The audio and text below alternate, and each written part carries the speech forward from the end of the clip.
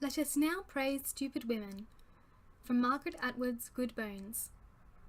The airheads, the bubble brains, the ditzy blondes, the headstrong teenagers too dumb to listen to their mothers, all those with mattress stuffing between their ears, all the lush hostesses who tell us to have a good day and give us the wrong change while checking their big hair in the mirror, all those who dry their freshly shampooed poodles in the microwave, and those whose boyfriends tell them chlorophyll chewing gum is a contraceptive, and who believe it, all those with nervously bitten fingernails because they don't know whether to pee or get off the pot, all those who don't know how to spell the word pee, all those who laugh good-naturedly at stupid jokes like this one, even though they don't get the point.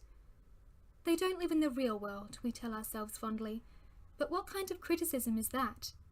If they can manage not to live in it, good for them. We would rather not live in it either ourselves. And in fact, they don't live in it, because such women are fictions, composed by others, but just as frequently by themselves. Though even stupid women are not so stupid as they pretend for love. Men love them because they make even stupid men feel smart, women for the same reason, and because they are reminded of all the stupid things they have done themselves, but mostly because without them there would be no story. No stories? No stories? Imagine a world without stories. But that's exactly what you would have if all the women were wise. The wise virgins keep their lamps trimmed and filled with oil, and the bridegroom arrives, in the proper way, knocking at the front door in time for his dinner. No fuss, no muss, and also no story at all.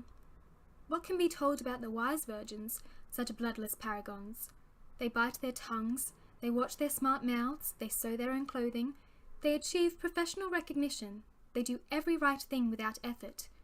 Somehow they are insupportable, they have no narrative vices. Their wise smiles are too knowing about us and our stupidities. We suspect them of having mean hearts. They are far too clever, not for their own good, but for ours. The foolish virgins, on the other hand, let their lamps go out, and when the bridegroom turns up and rings the doorbell, they are asleep in bed, and he has to climb in through the window, and people scream and fall over things, and identities get mistaken, and there's a chase scene, and breakage, and much satisfactory uproar, none of which would have happened if these girls hadn't been several bricks short of a load. Ah, the eternal stupid woman! How we enjoy hearing about her!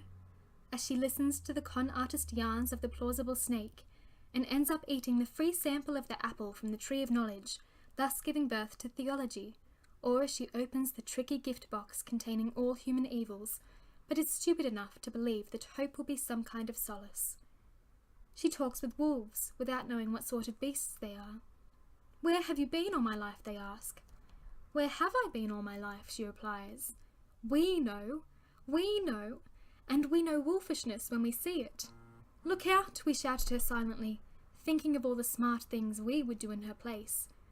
But trapped inside the white pages, she can't hear us, and goes prancing and warbling and lolloping innocently towards her doom. Innocence. Perhaps that's the key to stupidity, we tell ourselves, who think we gave it up long ago. If she escapes from anything, it's by sheer luck, or else the hero. This girl couldn't tear her way out of a paper bag.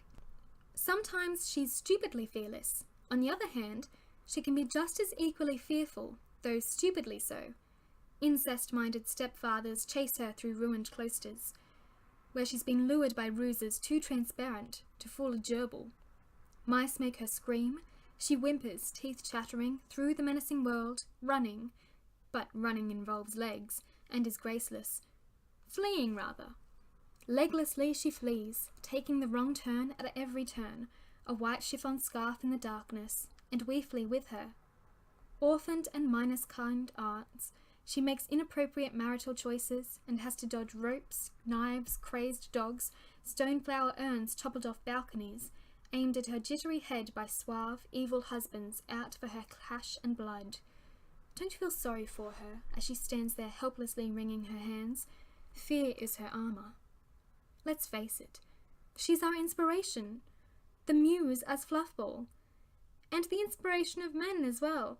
Why else were the sagas of heroes, of their godlike strength and superhuman exploits, ever composed, if not for the admiration of women thought stupid enough to believe them? Where did 500 years of love lyrics come from? Not to mention those plaintive, imploring songs, or musical whines and groans, aimed straight at women stupid enough to find them seductive. When lovely woman stoops or bungles her way into folly, pleading her good intentions, her wish to please, and is taken advantage of, especially by somebody famous, if stupid or smart enough, she gets caught, just as in classic novels, and makes her way into the tabloids confused and tearful, and from there straight into our hearts. We forgive you, we cry. We understand. Now do it some more. Let us now praise stupid women who have given us literature.